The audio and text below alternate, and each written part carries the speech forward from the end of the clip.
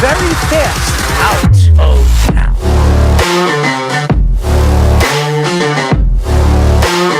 Does he help them win? You're under 500. Aaron Judge helps the Yankees win. You're paying the players $300 million. You better be sure that guy's going to help you get over the hump.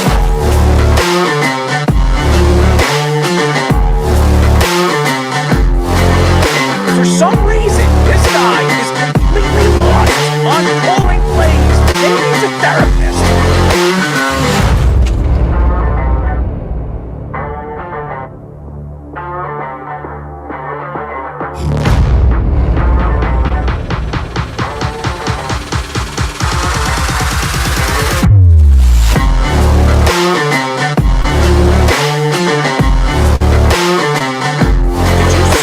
Jackson cried to the referee. No, he didn't.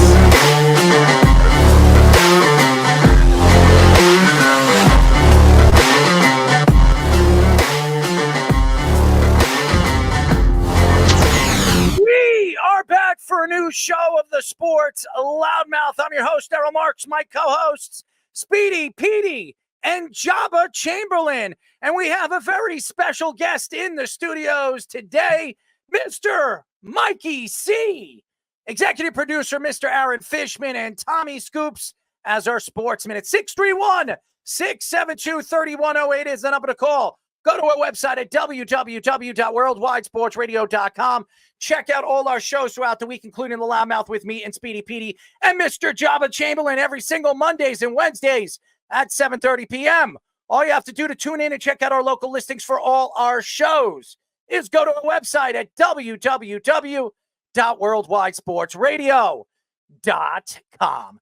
Jabba, what is up, my friend?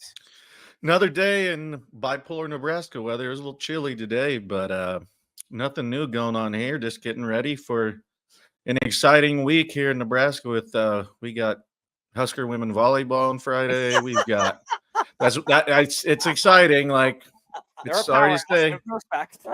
Yeah, I mean, we did have 90,000 at a volleyball game, so yeah. Husker women's volleyball. That's what they look forward to over there in Nebraska. Wonderful. And then we play Ohio State on Saturday. Well, at least that stands out from all the rest. Speedy, what's up, man? Well, Jabba, if Nebraska somehow upsets Ohio State, we'll have to bring Wes on at the beginning of the show. It was a big Ohio State fan, so you could roast him. So you can give him the shocker. I mean, I'll take whatever I can get with a Husker win. So I'll take anything I can get. Mikey, what is up, man? It's the first time in a very long time you've been on the show.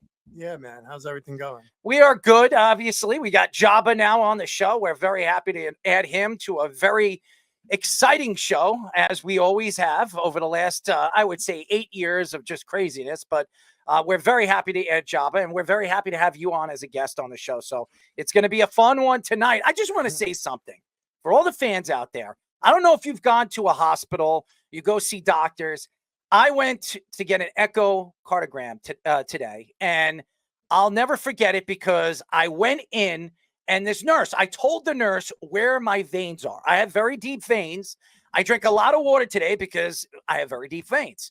I told her which arm, where, and I told her exactly where the vein is. Make sure you go to that vein. I told her, do not go into my hand.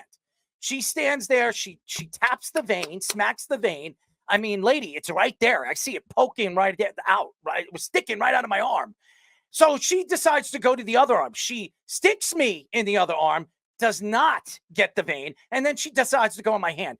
I was about to choke this lady. Absolutely choke this lady. And then when I went into the echo room for my exam, this lady's supposed to, like, I guess they pump like contrast in your arm. This lady didn't even know what she was doing. And I asked the guy that was doing the echogram, I said, how long she been here? Is she new? He says, no, she's been here for 10 years. This is what I deal with. I go to a hospital because I think they know more about, this kind of stuff than a regular exam room. And this lady absolutely screwed up. And by the way, I have scars. I don't have scars, but I have like black and blues all over my arm. Thank you. I didn't even take her name because I don't want to throw her under the bus, but it was horrible. Absolutely horrible. So I repeat, do not go to certain hospitals before you ask who is sticking you. That's all I'm going to say. That was that was my take on that one because I didn't like that today. At 8:30, we'll be talking to former Canucks, Hurricanes, Flames, and Devils goaltender. He's been on our show before. Eddie Lack will be joining us. We'll get into some, a little hockey because the hockey season started about a week and a half ago. The Islanders, the Rangers are up and running. So are the Devils. They're playing great hockey, so we will get into that. At 9 o'clock, we'll be talking to Mets PA announcer Colin Cosell. And I don't know if you know who his great-grandfather was, Howie Cosell. So he will be joining us. He's been a fan of mine. He's been following me for years, and he listens to the show. So we're very happy to have Colin on the show for the first time. MLB insider Ken Rosenthal reports that Juan Soto and his agent will go after the biggest offer no matter what happens in the World Series. Rosenthal says that Soto's camp will be much harder to negotiate with than the Aaron Judge's camp 2 years ago. He adds that Soto wants to pursue an offer that has more present-day value that obviously doesn't want to defer money. The $700 million that Shohei Ohtani got. He doesn't believe that Steve Cohen would back down in a bidding war with Hal Steinbrenner if the Mets want him badly. He also said he doesn't expect that the Yankees to pursue a massive bidding war with anybody, and Steinbrenner will have his ceiling. The most recent contract projection for Soto is 14 years, $554 million. I do believe the Mets are going to give him a significant offer. I don't know if it's going to become a bidding war with Hal Steinbrenner and Steve Cohen. I don't know what Steve Cohen is planning. You know that Steve Cohen fell short this year, and it was really because of their lineup. Now, what Juan Soto could do to their lineup is absolutely clean up some of the mishaps that happen in the NLCS. There's no question. You saw what Juan Soto did for the New York Yankees, the game-winning home run in the 10th inning that sent the Yankees to the World Series. Why couldn't Juan Soto do it for the New York Mets? I don't think it's. I think it's the same in the fact of I don't doubt the fact that they're going to get something like that, and he'll be 26 on Friday. So if you look at the length of the Ohtani contract, he's 4 years older than him. And so I don't see it puts him at 40. And he knows he's going to get his money. And Speedy and I were talking earlier, and it's like, is it a distraction? No, it's not a distraction because he knows he's going to get his money. He's already made $80 million. So, his pockets are still deep.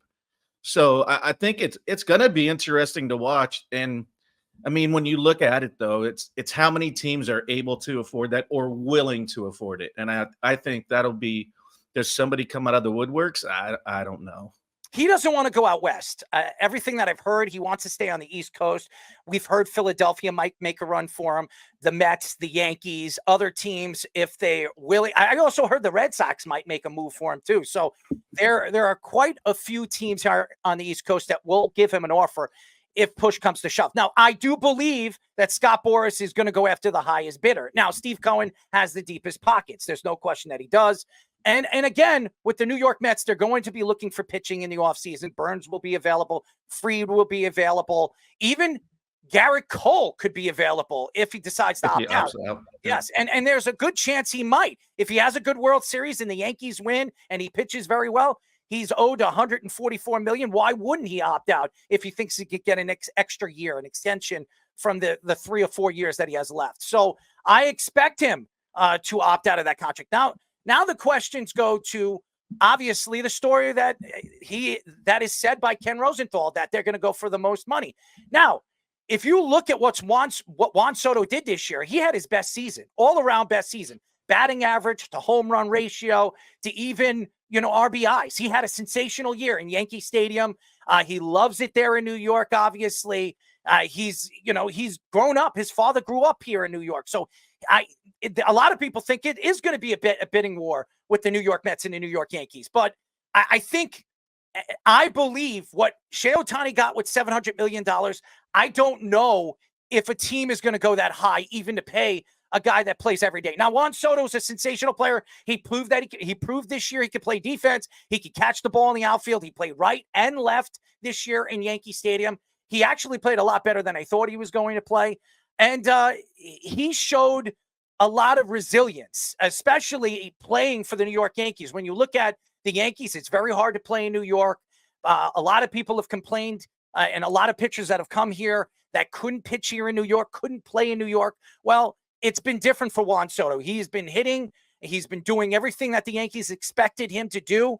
And again, the Yankees gave up a pretty good pitcher in that trade. Actually, two pretty good pitchers in that trade. King had a great year in the second half of the season. I expect him to be a top pitcher in the National League for many, many years to come. And again, if the Yankees lose Juan Soto, again, they're going to have to fill in that spot. Now, they have a young player right now in the farm system that had, I think, 76 RBIs and I think 27 home runs this year. I expect him to be called up sometime next year, probably in the middle of the season. Dominguez, if he can actually stay healthy, he could be the future center fielder. And remember, Giancarlo Stanton has another 3 years left on the contract. He has a no-trade clause. So he is going to be there till the end of that contract, unless he decides or speaks to the Yankees and tells the Yankees, listen, I'll go here, here, and here. If you want to trade me, those are the only 3 teams or 4 teams I want to go to, then I'll waive my no trade clause. But right now, the Yankees are stuck with that contract. So again, it is believed with the Mets taking off Max Scherzer, Justin Verlander off that salary cap, they're going to have a ton of money to spend. Why not put it in probably one of the top 3, top 4 offensive players in the league? Yeah, I mean, Garrett Cole will be interesting too because he's 34 years old, owed that. I mean, obviously a lifelong Yankees fan, so I think that plays a part. And I think Soto, with what he did, and to your point, he definitely played way better defense. And obviously, I didn't really watch him that much. Obviously, you've seen him in the playoffs and stuff like that, but he definitely proved me wrong. I was like, he's a serviceable outfielder, but he was way more than serviceable and way better arm than I thought he had, and it was accurate. So, I mean, just an added bonus and a value. The Scott Boras effect will be in play. My dad actually kicked Scott Boras out when he was going to be my advisor in college because the meeting went too long and I was starting to fall asleep. So I've had some encounters with him, but yeah, it'll be interesting to see if it is just the highest bidder and go from there. Yeah, you wonder with the Mets how much aggressive they're going to be approaching wise, because David Stearns, I think, was brought there to be the middle market compromise to Steve Cohen's reckless spending from 2 years ago. And Billy Epler was on board with the reckless spending because the Angels were reckless spenders when he was there. They go after Albert Pujols, they go after CJ Wilson, that doesn't work out. Josh Hamilton, the big contract they gave him, and it didn't work out. And the Mets had very similar flaws. Now, some of those players are still there. Starling Marte still gained good value once he had the injury gone. Canna was pretty good for a little while before he got traded. So the Mets have enough availability with this money to make it work, but David Stearns is still not going to operate that same kind of way. I agree with you. Corbin Burns, I think, will be the first priority, but will they go to that big of Juan Soto? If Juan Soto is going to get $600 million, it doesn't really seem. He spent $1.4 billion in the last 4 years. You don't think he'll be offering Juan Soto that $680 million contract No, with I think incentives? that's too high. I think that's high. You think it's too high, but to him, after what you saw in the NLCS and not hitting, only 2 players hit in the NLCS for the New York Mets?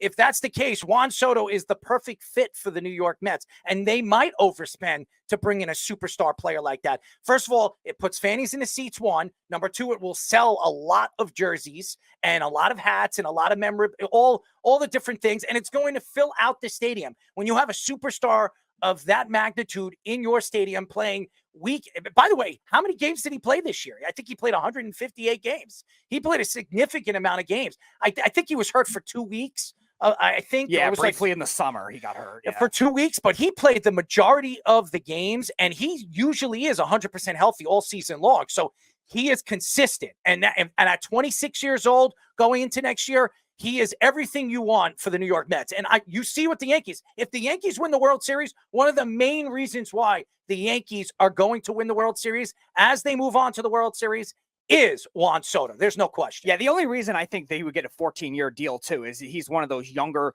more durable stars. And you look at, like you said, he had a brief stint hurt this year, a brief stint hurt the end of last year. Like, that's really been it in his career. It's crazy to think that when you look at all these other superstars in baseball that have gotten hurt. So a 14-year deal that any team, whether it's the Mets, whether it's the Yankees, the Phillies, like you mentioned, I definitely think the Phillies could be in the running too. They could trade some other veteran pieces if they want to band that brotherhood together for one big hurrah, especially they have to get next it. Year. Don't they have to get rid of Castellanos? They're going to have to get rid of Castellanos. Castellanos, that's what I meant. And probably some of their other veteran pitchers maybe to make that kind of But thing who work. wants Castellanos' contract? Everybody, they tried to trade him last offseason, Correct. and they couldn't move it. So who's going? He had a worse season this year than he did last year. That's what makes it tough. Now, he's also a good playoff player, so maybe a team that maybe thinks they need a couple more hitters, a younger team that maybe gets a couple more hitters, maybe they're thinking that kind of thing.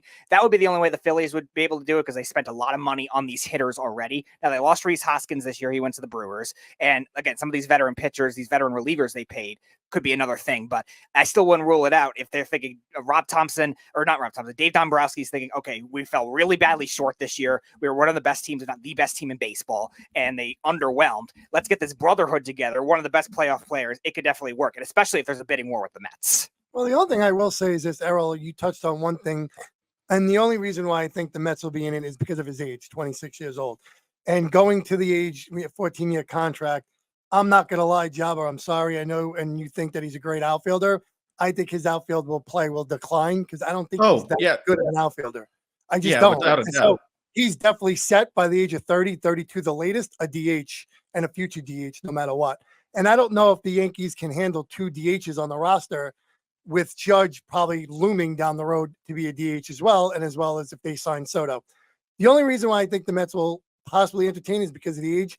I think the Yankees need to obtain him because of what he did being in Yankee Stadium. The short porch, he had his best career, and it also helped, with everything to me, I'm sorry, I know Aaron Judge had a phenomenal year and a great year. Soto really got them to the World Series. Well, yeah, but Giancarlo, but I'm saying Juan Soto had some clutch hits during the season.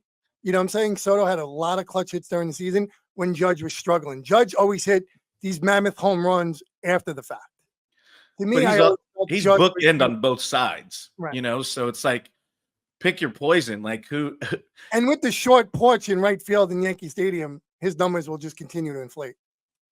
Continue. Yeah, he's just going to get more comfortable. Like, you've seen how comfortable he was already, and then that's only if he does resign. With time, it's just going to become more comfortable. And the city's already embraced him, and his dad's from there, so I think it's going to be interesting to see how they go about it. And assuming when they do medias, they're gonna ask him about it. But he's done a great job with handling himself through the media, and just giving credit where credit's due. So he's a great fit. And selfishly, I hope we pay him. He's a great fit for any team. A 26-year-old right fielder, you can't beat that. I remember, and I even said this back then to Errol, I believe, when Machado and Harper were free agents at the same time, and they both got $300 million contracts, give or take.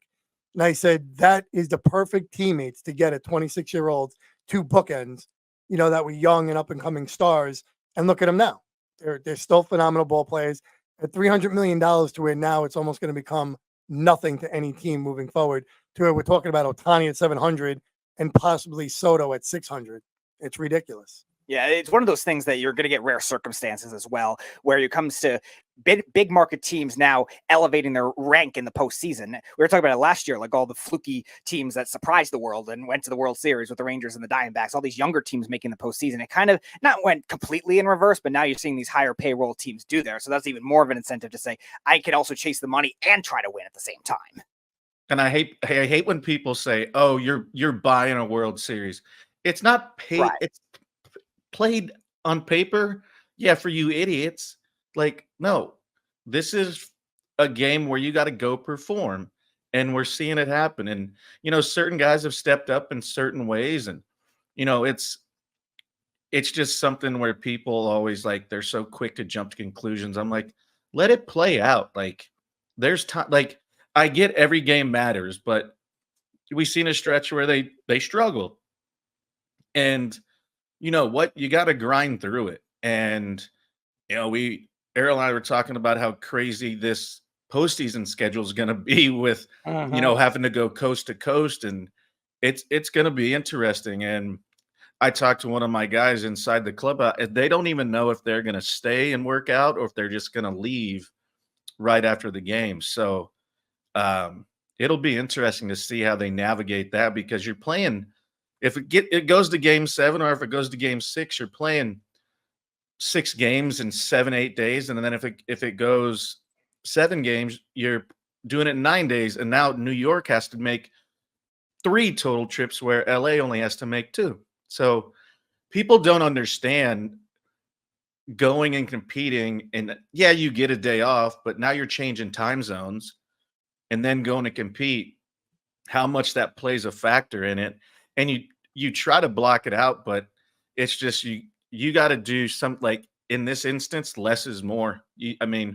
What matters is preparation and getting your body ready, but it'll be interesting to see if there's any effect with the coast to coast flights. And by the way, everybody keeps saying that the Yankees bought Juan Soto. They didn't buy nothing. They gave no, but a lot of people are saying, Really? they're buying their championship. They didn't buy They didn't buy anything. him. That's so They curious. gave him an arbitration of $30 million.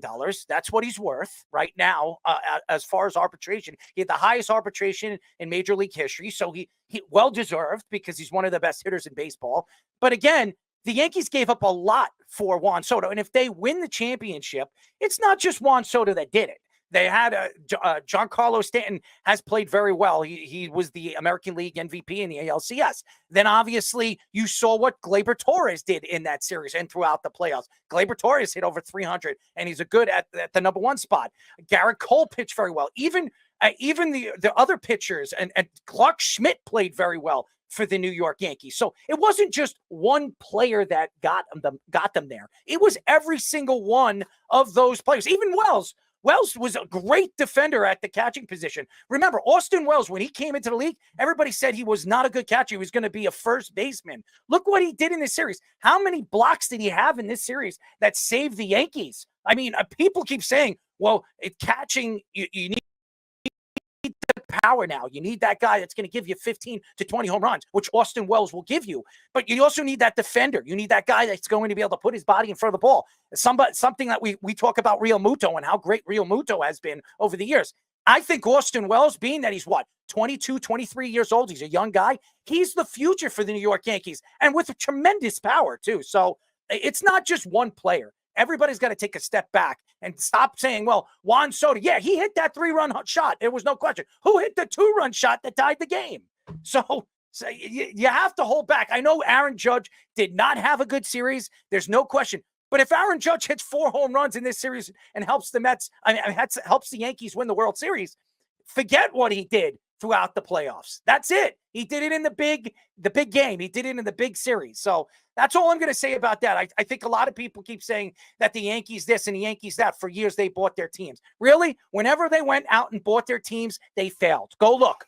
Jason Giambi, did they win with Jason Giambi? They never did. If you go back and look at the players they brought to this organization, they won 1 championship in 2009 with CeCe Sabathia, AJ Burnett, and Mark Teixeira. That was the only time when the Yankees dug into their pockets and spent, $600 million to bring those 3 players in, that they won a championship spending the money. So I take the break, shake those breaks up, spit out the brake dust or whatever the hell it is, wash out the brake dust, and stop saying that the Yankees bought their championship. It's a bunch of bull. You don't know much about cars, do you? No, I don't. I'm very bad at it, actually. Oh, he has a friend that's an expert. That's right. I don't have to worry about that. He takes care of that crap. Ian Rappaport reports that the Titans have traded DeAndre Hopkins to the Chiefs for a 5th-round draft pick. The 5th-round draft pick becomes a 4th-round pick if Hopkins plays 60% of the snaps and the Chiefs reach the Super Bowl. The Titans will pay $2.5 million of the $5 million remaining on Hopkins' contract. Despite being hurt since week 3, Rashee Rice still led the Chiefs in receiving yards. Patrick Mahomes also only had one 300-yard passing game this season. Hopkins had 15 catches for 173 yards and 1 touchdown in 6 games for the Titans. I will say this. They needed to make a move. They needed it because Xavier Worthy has not been the player they thought he was going to be. I thought Xavier Worthy was going to be explosive. He was going to be another Tyreek Hill, maybe even a better Tyreek Hill. He has not been the player that we thought he was going to be. Pacheco has not been healthy. He's been out, and he's not going to be back probably, they're saying, to week 10. So losing Pacheco has affected their offense because they've become one-dimensional. That's what they've become. And you could say whatever you want about Patrick Mahomes, all you people out there saying that, well, he's a superstar. He's the best player. He's the best quarterback in the NFL. Really? Now, I could remember a lot of quarterbacks, including Tom Brady, with all the injuries he had over there in New England, play with no-name guys and still win games. Now, Patrick Mahomes is winning games, but he's not winning the games with his arm. He's actually winning games with other things. He's using his legs a little bit more than he has over the last couple of years. And his defense, his defense in their play has gotten better in the last few games. And that's why they're undefeated right now. It has nothing to do. Everybody wants to say that. Patrick Mahomes has what? 8 interceptions? I think he leads the league in interceptions right now. So for all you Patrick Mahomes lovers out there that absolutely adore this guy, he has not had a good season. He's on 2 of my fantasy teams. He absolutely blows. Okay? Now, that doesn't mean Patrick Mahomes and the Kansas City Chiefs can't win the Super Bowl this year. They absolutely can. And adding DeAndre Hopkins opens up the floodgates for them. Why? Because DeAndre Hopkins can do so many things. You can move him in a slot. You can move him on the outside. He still can run many different routes, and he's still one of the better route runners in the league. Now, he's not what he was when he was younger, when he was playing for the Texans and he was explosive. But he could still do things that other players cannot do on the Kansas City Chiefs.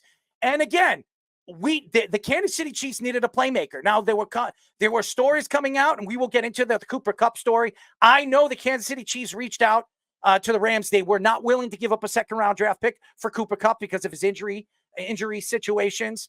But DeAndre Hopkins, you get him for a 5th round, maybe a 4th round if you go to a Super Bowl. I think that's a steal. And I think DeAndre Hopkins is going to give you, before the season's end, about 6 or 7 touchdowns. He'll give you about 800 yards, and he could be explosive in the playoffs. And if it's a one-on-one game with DeAndre Hopkins, he's been known to beat those one-on-one targets. So I do believe DeAndre Hopkins was a good fit for them. How good? And stop it, Chief fans on social media. Rashee Rice is not coming back. He's not. He tore his ACL. He's out for the season. He's not Phillip Rivers, who can, just step back 3 steps and throw the ball. That's not going to happen with Rashee Rice. And I do believe they need another weapon. I think they should go after another guy.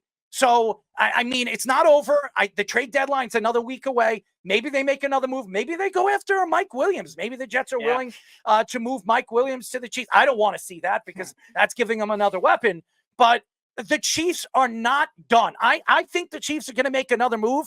And again, Ian Rappaport comes out and says this. And as soon as he said this, now everybody's coming to the conclusion where Cooper Kupp is going to go. And being that, I think it's going to be the Buccaneers. We'll get into that in just a few moments because they lost Mike Evans. He could be out 4 to 5 weeks. They lost Chris Godwin. He's out for the season, tore his ACL. So it's really, Baker Mayfield has really got this team playing very, very well. I wouldn't be surprised if the Buccaneers pull the trigger and go after Cooper Kupp. Yeah, the other thing that was challenging for the Chiefs, too, was the money situation. They did everything they could to try to get Chris Jones the contract that he wanted in the offseason and try to keep a lot of their other guys from their Super Bowl team. And they were left at about $5 million after the Cup's, I think it was about 6. So Cooper Kupp was going to be very hard to make that kind of thing work. But we were talking about it last week with Amari Cooper. The Bills made the power move to get Amari Cooper before the Chiefs could. They were the ones that were most interested, or Amari Cooper was the one that was most interested in before that. So the next option was to get somebody else affordable, and DeAndre Hopkins was that guy. They got Tennessee to pay $2.5 million of it. The Chiefs only have to pay $2.5 million of it. And the other thing is, it's a big body guy, which they haven't had in this scheme. Even Tyreek Hill, when he was there, he's big for his size, he's big for his level of speed, but he's not an overly big guy. They never have these big body wide receivers besides Sammy Watkins that I can remember since Andy Reid took over. Please. Sammy Watkins? Yeah, That's the think of it. Now, Sammy Watkins did play well in the Super Bowl, so you got to give. I used to call him Sammy What Hands. Okay. Yeah, to think about what he was. He probably had his hands in his pants more than in the air. Okay. That's very fair considering his level of drops and for the level of prospect that he was. Pulling his dingleberries. That's the only receiver that's gotten a good, somewhat production in the postseason in Andy Reid's scheme. They haven't had that big body guy since then. Hopkins is a lot better than Sammy Watkins, obviously. So obviously the move that they had to make with the Chiefs, and now everybody's going to be catching up to the Chiefs. And I think because of that thought process, everyone's got to make this move to get the process going for the Chiefs. That could help the Rams as well, like you're talking about with Kupp, get more value in a trade where these other teams in the AFC could be more desperate. Yeah, but I don't see any team trading a second-round pick for him that I keep hearing, and they'll take on the salary. Oh, the Buccaneers will. The Buccaneers need him. I don't know. I mean, there's so many other receivers that could be available that is not Cooper Kupp, worthy, but has the potential to be a decent to good receiver. That's all they need. McMillan's not bad. Palmer's not bad. They just need guys. They just need more guys. I wouldn't pay a second for Cooper Kupp only because of his injury history. I wouldn't even touch him. It also depends on how much of the salary the Rams take, too. Doesn't matter. A second-round pick is a valued pick. There's nothing. And he's over 30. For a guy that could go on the field and get hurt again. No, I know. I'm not doing it. No, you know what? Give me a 6th-round pick. I'll give you Gary Slayton. Oh, yeah.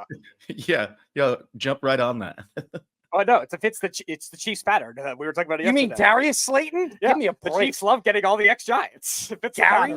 Yeah, he's about Gary Slayton. There's no such thing because that's what Darius Slayton completely disappears in games. He has one game where you can go out and get the ball, and the next game you don't know where the hell he is. Do you know who the Probably quarterback hanging out. is? What? He's pretty bad. The quarterback is pretty bad. Who? For the Giants. Oh, stop. He's Go ahead, pretty Jabba. bad. Get out of here. Get out of here. Get out of here, Mike. Well, give him some weapons, and we'll see if he's pretty damn bad. Oh, my God. They don't have any weapons. Really? Give me another weapon. Give me another weapon the Giants have. Give me another one. Neighbors, Slayton, Wandell Robinson. Neighbors hasn't been healthy in the last couple of weeks. Give me another one. Give me another Robinson? one. Give me another. Wandell Robinson? Are you kidding me? Another guy that can't stay healthy. A 2nd-round draft pick who should have been a 4th-round draft pick. Yeah, he's great. He's great. He wouldn't make any other roster in the NFL if it came down to it. Yeah, I've seen all these guys that the Giants keep bringing in, and they completely choke artists. And you're going to tell me, how about their offensive line? Who's protecting him right now? Steven Sachs. Give me a break, Mike. Oh, well, when Andrew Thomas went out, the whole line just baffled and shut down. Baffled. Baffled being nice. Because they didn't give up as many sacks prior weeks until Andrew Thomas went out. Oh, stop. They were giving up maybe 1, 2, 3 tops. Who did they play the last couple of weeks, Mike? Come on, Mike. You're going to sit here and tell me, I'm going to sit back and you're going to tell me that Daniel Jones sucks and all you Giant fans. Horrible. Yeah, okay. He's horrible. He's horrible. He had one bad week. He had one bad week before. Yeah, whatever, Mike. You can tell me whatever you want. And what did the Giants give him? What did the Giants give him since the draft day? What did they give him? No, I'm sorry. Malik Neighbors, after 5 years, 6 years down the road? Odell Beckham was gone when they brought him in. Come on, Mike. By the way, Mike, how's your Patriots fandom going that night? Okay, Jabba. Drake May is the best. Man. He's the best quarterback in the league. He'll be the best quarterback within 4 years. You're out of your mind. Go ahead, Jabba. What are your thoughts? Did you say within 4 years? Within 4 years. He's out of his mind. God, what did you have some extracurriculars before you got here? Yeah. He's probably doing something. No, Drake May would be the best quarterback in the league in 4 years. Okay. No chance. No chance. I was just going to touch on the Chiefs too. Like they had to bring in something because now he's out next week too, and they play the Raiders. So it's like, okay, well, what are we going to do? We have to do something. And I think he's the right decision.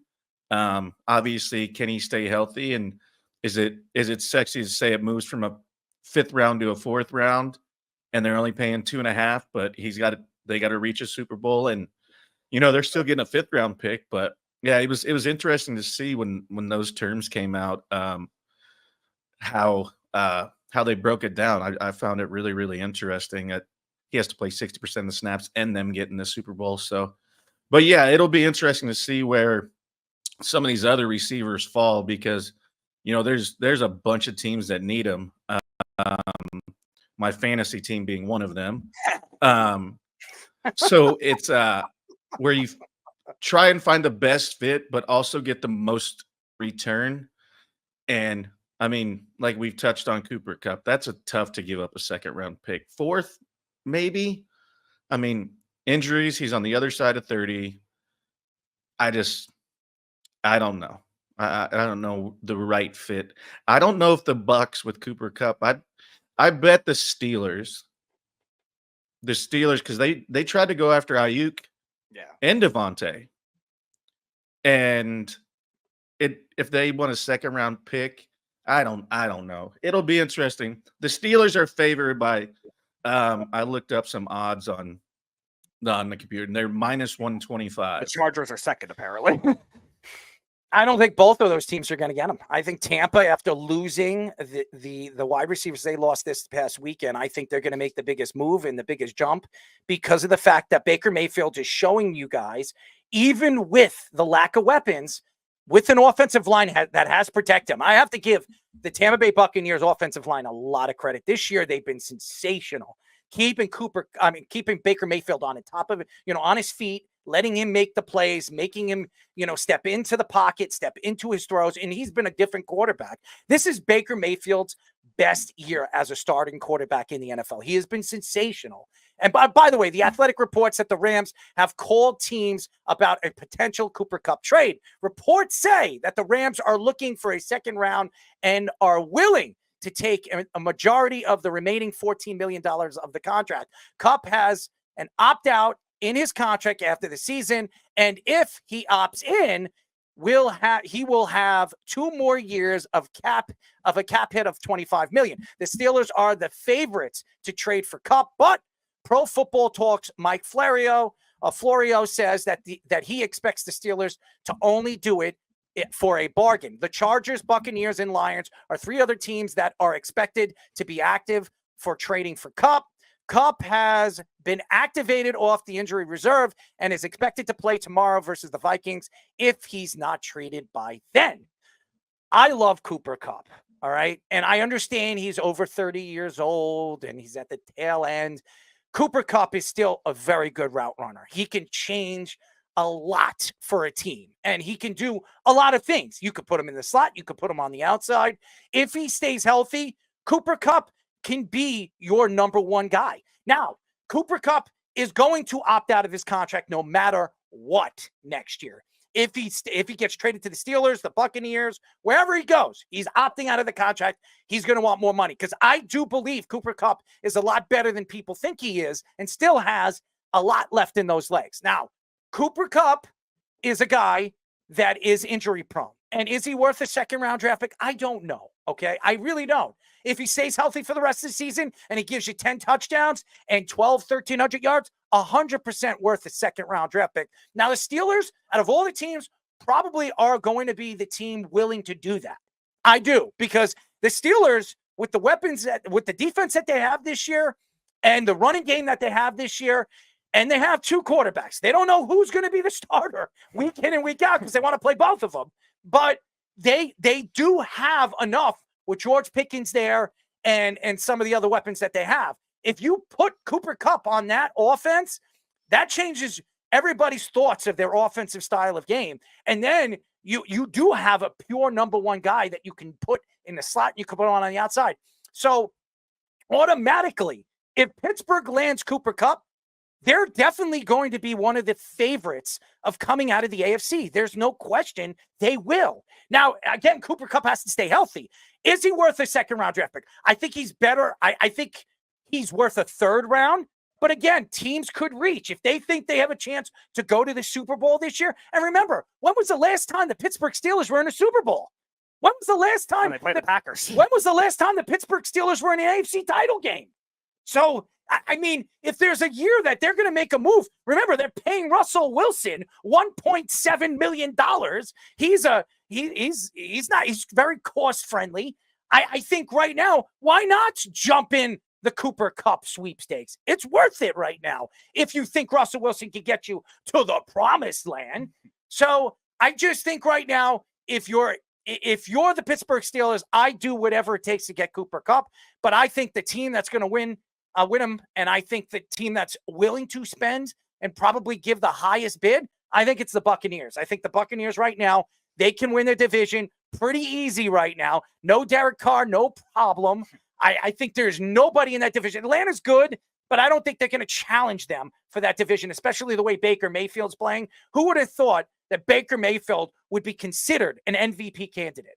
And he is. Yeah, and he absolutely is, because you look at the way that he's elevated these other receivers as well. And these younger guys, Jabba, you were talking about it with Trey Palmer and Jalen McMillan. They've played very well as number 2 and number 3 type of receivers. But losing the Evans and Godwin, Evans only half the season, but it's still going to be enough time that could make it up in the NFC playoff race. The NFC playoff race is very deep this year, with the NFC North playing as well as it is. And you got to expect San Francisco, when they get healthy, to start playing well too. The Eagles seems like that. That's one reason. When's Debo coming back, Speedy? The Debo is an interesting one because it's an illness. He might be back. He's got water in his lungs. He's not coming back anytime soon.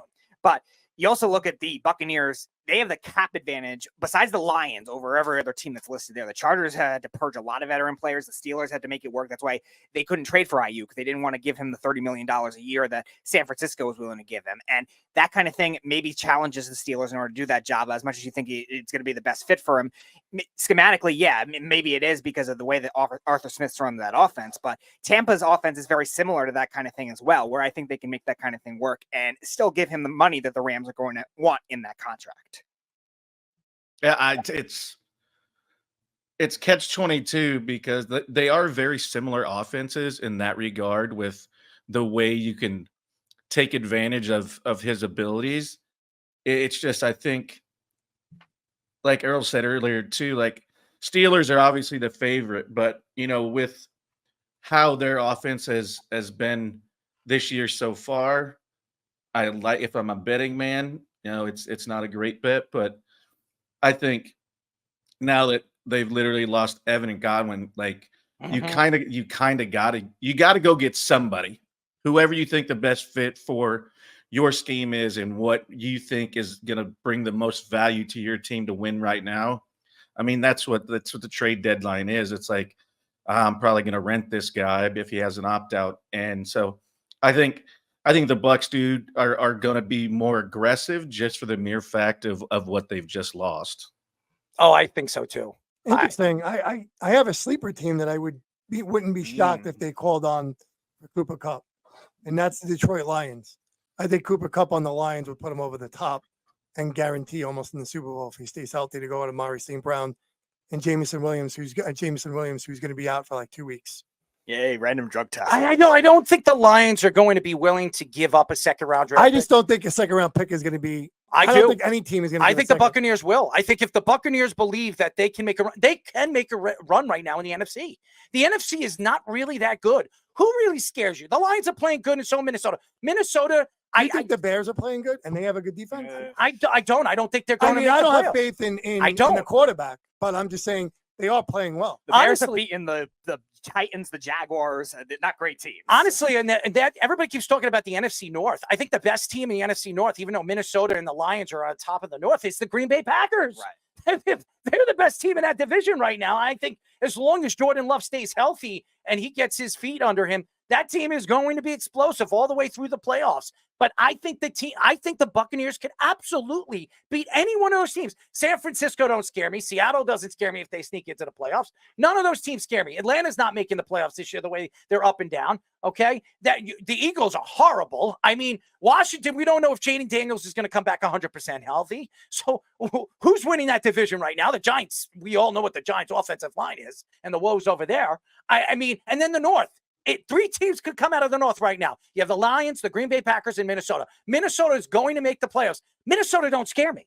Minnesota does not scare me. I don't care. I love Sam Darnold. I think he's a great quarterback. He's going to earn himself a lot of money in the offseason. I don't trust him in the playoffs. I don't trust. Well, there's a rumor that they might try to go after Stafford. They're not. No, that was false. They confirmed today that was they're not doing true. That. They're not. You don't have faith in the Bears on their defense. It's pretty good. Listen, I love the quarterback. Everybody knows. No, I know that. Caleb Williams. They have a lot of weapons, and they've been putting up points. They're putting up points. And their defense is pretty good. I don't trust Eberflus. I think he's a horrible coach. I really don't like him. I'm not saying go all the way, but I think they have the chance to make the playoffs at least with their record, or I think they may have an easy schedule. They played ugly against. Let's look at the quarterback play, and we will look at the quarterback play because it's very, very important. Okay, let's go in the NFC right now. Is Jalen Hurts playing that well? No. Okay, so we got one. Jaden Daniels is playing well, but he's still a rookie, so I'm not going to bet on the rookie. All right, Dak Prescott, is he playing well right now? He is, but the team isn't. Exactly. So that takes the Cowboys completely out. And let's move away. They can never match with one another. One's good and Dak sucked. Exactly. Dak's good. Exactly. Exactly. Caleb Williams, he's good, but he's a rookie. I'm not looking at rookies. I'm not going to trust the rookies in the playoffs if they sneak into the playoffs. Jordan Love, is he playing well? Interception prone, but besides that, yeah. He's playing well. Sam Darnold, he's playing well. Mm-hmm. I don't trust Sam Darnold in the playoffs. Okay. Jared Goff, is he playing well? Oh, yeah. He's playing well. His team is playing well. Jared Goff last year, when the going got tough in the big game, Jared Goff made some mistakes, especially in the second half, and it cost his team. Now, I like Jared Goff now. I'm going to give him a lot of credit. I still don't trust Jared Goff. Now, let's go into that division. Kirk Cousins. Do we trust Kirk Cousins in the playoffs? Yeah. We don't. If they make it to the Having playoffs, a decent year. he's having a great year. Are we discussing, like, can somebody go far in the playoffs or just making the playoffs? I'm talking about what we've seen so far this year and what these guys have turned, in the first 8 weeks, and what we see that these players could be driving if they have the weapons around them. Now, if you were to ask me right now who the best quarterback in the NFC is right now, It's Daniel Jones. It's Baker Mayfield. Baker Mayfield has been the best quarterback and the most persistent quarterback in the NFC this year. So if he continues it, why wouldn't you go out there and spend for Cooper Kupp? You're right there. And Mike Evans comes back. Cooper Kupp and Mike Evans as your weapons, forget it. And they have a good running game. And their offensive line is really, really good. I think they're top 5 right now. Are you kidding me? Cooper that Kupp. team. And the defense is sensational. They could win the Super Bowl this year. Yes, Tom Bowles, ladies and gentlemen, can win the Super Bowl. Led by Kupp also had Levante a David short- playing linebacker. Nebraska. Yes. Should be Shout a out. Hall of Famer, too. He's played really well for longevity-wise, too. But Cooper Kupp also had one of the most insane playoff runs for a wide receiver, too. So that's going to factor into that kind of thing for any playoff team that's going to look like it. And Keith is saying the Chicago Bears are doing a great job. Yeah, But they all I like Chicago. I don't like Eberflus. But also, Keith, look at who Chicago squeaked by. Besides the Panthers, who they blew out, good for them. They squeaked by the Tennessee Titans, a game that they should have lost. They didn't play well. They played well against the Texans. Okay, they beat the Rams when they were banged up, and they almost blew that game. Like, they're not exactly beating the greatest competition so far. So it's still, the jury's still out on them. Whereas these other 3 teams, the Lions, the Packers, and the Vikings, they've beaten a lot better competition. All right, I got some fantasy questions for a friend of mine, Kevin. He's a financial executive. He's a financial guy. He plays a lot of fantasy, a financial advisor. Okay, so here's the question. DJ doesn't have time to find receivers with Thomas out. Is it worth to start Neighbors against the Pittsburgh Steelers? Speedy. I have to see the rest of his team, but I'm very scared. If it's Jabba? anybody but the Steelers, I'd be like, yeah, but oof, that's tough. Well, yeah, I kind of go with, I need to know the rest of his roster, but because he's the number 1 target, the number 2 target, and number 3 target, if it's a PPR league, you start Neighbors. Slam dunk, start Malik Neighbors. Slam dunk. I watched enough against the Jets. The Jets made a lot of mistakes. Route running by Garrett Wilson. I mean, if Garrett Wilson caught the ball 2 or 3 times, he scores at least 2 touchdowns. It was horrible the way he was locating the ball in the air. I would start Malik Neighbors this week against the Pittsburgh Steelers. He's going to see at least 15 times, see the ball 15 times, especially because he's the number 1 target. And Dable loves him. So I would absolutely check plus for Malik Neighbors. With Chris Godwin and Mike Evans out for Tampa Bay, which wide receiver would see more targets, McMillan or Shepard? McMillan. Shepard, if he's going to see targets, it's going to be short targets anyway. Kate Otten. That's also true. Yeah, tight end. Okay. What did you say, Jabba? McMillan. First of all, I would never pick Shepard. Okay. I don't. That's one no. So Kevin, stay away from Shepard. 100% go after McMillan. If you have McMillan on your roster, start McMillan. Never even look at Shepard. I would drop Shepard. How's that? I would never start Shepard. So there are your answers. I would go absolutely start Malik Neighbors. There's no question. Like Mike said, he's going to see a lot of targets no matter what happens in the game. And no matter how bad the offensive line is, Malik Neighbors is a star. I think we've seen enough of him to know that he is. And he's going to see the ball. Dable likes to use it. Dable even said he might even use him in the backfield. So I wouldn't even be surprised if you see him in a hitch pass, using him in many different ways, short passes, slant passes, inside and out. I expect Malik Neighbors to play as much as he possibly can if he's 100% healthy. So go Malik Neighbors, McMillan. I'm sorry, not McMillan. McMillan, I'm sorry. Yeah. Yep. So there you go. I'm a little off today. By the way, I want to give a shout out to all the people that reached out to me, telling me good luck about my echo. There was like 8 or 9 people that sent. I don't even know how some of these people found out that I was going for an echo. I don't even know what is going on. I'll know tomorrow by the doctor. I might need a surgery. But I would like to thank everybody that reached out to me. I can't name all the names, and I don't want to, but you know who you are. Thank you for all the people that reached out to me and tell me good luck. I really appreciate all of you. So thank you. Bucs wide receivers. Here we go. NFL Network reports that Chris Godwin suffered a dislocated ankle on Monday Night Football and will likely miss the rest of the season. Reports say there is an outside chance he could come back if the Buccaneers reach the Super Bowl. Mike Evans also suffered a hamstring injury that will keep him out of at least a month of football. Keyshawn Johnson took shots at Todd Bowles for leaving Godwin in the game when the Buccaneers were down 10 with under 2 minutes left. Bowles defended himself and his decision, saying a quick score and then an onside kick recovery could have won us the game. Godwin was second in the NFL with 576 receiving yards, and Evans was tied for first with 6 receiving touchdowns. And I want to get Fish involved with this because I know he's been licking his lips, wanting to get involved with the conversation. But I will say this. I know a lot of people sitting here and drafted Godwin in your fantasy. It's a shame what happened to Chris Godwin. But everybody that knows everything about Chris Godwin as a wide receiver, the guy never stays healthy. Go look. The last 3 seasons with the Buccaneers, 2 out of the 3, now he is going to miss the majority of the season. The guy never stays healthy. He is a great wide receiver. I think he's the best slot receiver in the league when he's 100% healthy. I don't think there's anybody better than him. But the problem is he never stays healthy. He gets these weird injuries too. Really weird injuries. So it's a shame what happened to Chris Godwin. As far as Mike Evans is concerned, this is why Cooper Kupp plays a big part in where the Buccaneers could head if they could just stay afloat. Cooper Kupp can keep them staying afloat for at least a month until Mike Evans comes back. Then you have 2 legitimate number ones, one big guy and the other guy that you can then move in the slot, move him on the outside, do so many things. What you've seen what the Rams do with him. Sean McVay is a mastermind of using Cooper Kupp in so many different dimensions of the offense. I think it's a slam dunk as far as I'm concerned with Todd Bowles and Keyshawn Johnson.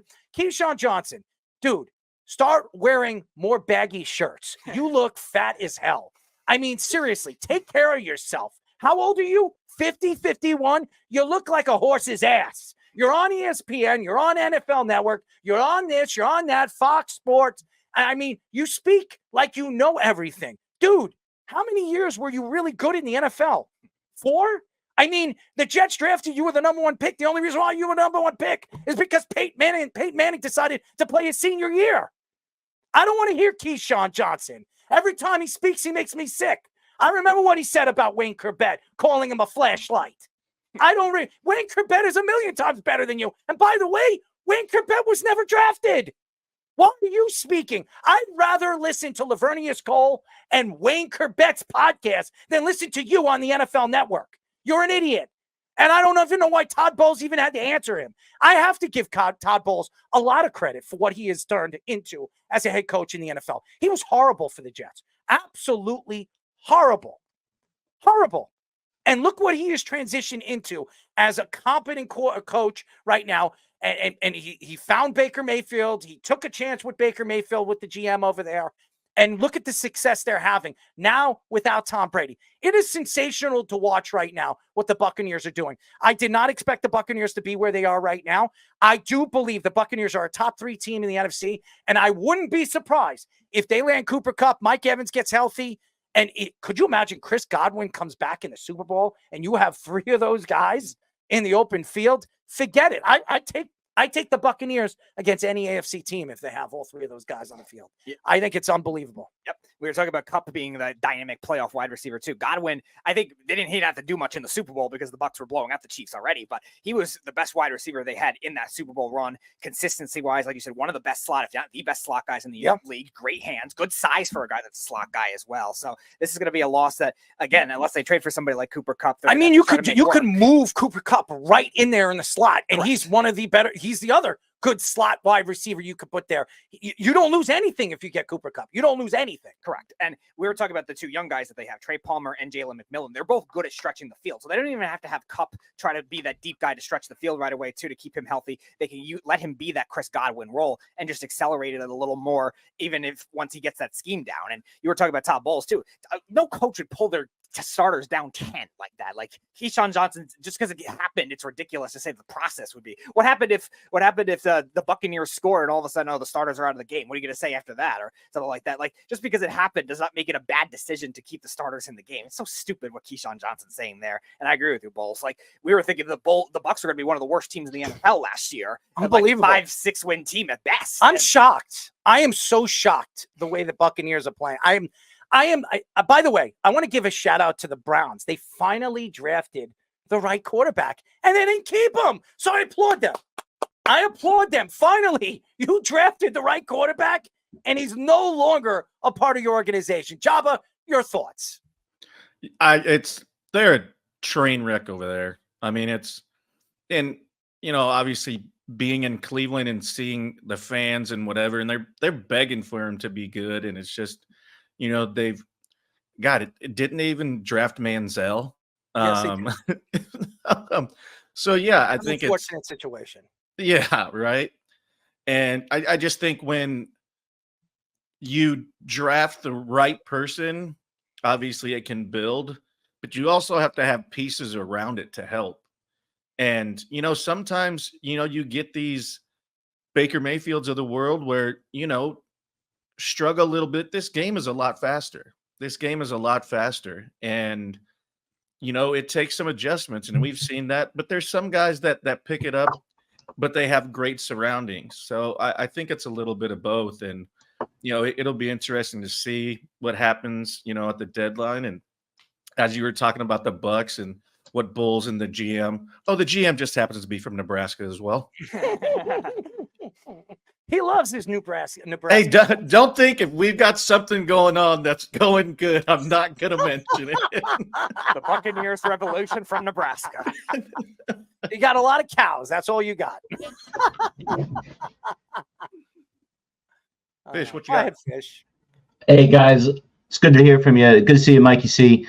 Hey, listen, Chris Godwin, I took him on our All-22 this draft league that we have with a bunch of the NFL experts that have been on the show. And I took him as an afterthought because, he's getting a little bit older, and all of a sudden he's the best receiver on my team. And I got a bunch of guys, and now he's out for the season. So, again, the season's not going great for me fantasy-wise. I think a lot of people are in that boat right now. Don't you dare. Don't you bring it up. Please, don't you dare. Go ahead. I'll stay away. But Godwin does – I don't know even if they get Kupp, Godwin's kind of the guy that he'll fight for the first down and be able to carry defenders a little bit more than Kupp would. And that they lose that a little bit. But you're absolutely right. Kupp does a lot of the same things if he's healthy that you would get out of Godwin from the same position, move him as a slot, get him open. It's just, you don't have the rapport that they've built with Mayfield, although the offseason working out. You don't have the practice reps together to have that timing together. So it's going to take a little while. And it's just not going to be as good as it was. Cooper Kupp did play with Mayfield. Well, for a short period of time that year, right? He did. You're That's right. why I think it's a good fit. That's why I think it's it's not a bad fit. It's just, look, it's not Godwin. Godwin was having an all-pro season when he got down. His PFF numbers were in the 90s, which is unheard of. He was dominating this year. He was the best slot in the league. And it was probably not even all that close at this point because of guys like Kupp being hurt. So look, if they can get him and they still want to drive it, they have a weak division they can take. You right, you said it. The rattlesnake, Spencer Rattler, Errol. You really wanted him on the Jets. I mean, we were talking about it in the. Yeah, right. I wanted him on my bench. I wanted to choke him. Yeah, I would never draft Spencer Rattler. Okay, I can't stand. If I actually was in a place and I saw Spencer Rattler, it would take a bunch of security guards from keeping me from jumping and choking that guy. I don't like. I do not like that guy. I don't like his personality. If you go watch, guys, go back and go to QB1 on Netflix and watch that kid. Go watch how despicable him and his. I'm not going to say it. I'm not going to curse. His freaking father is. It's just so disrespectful, both of them.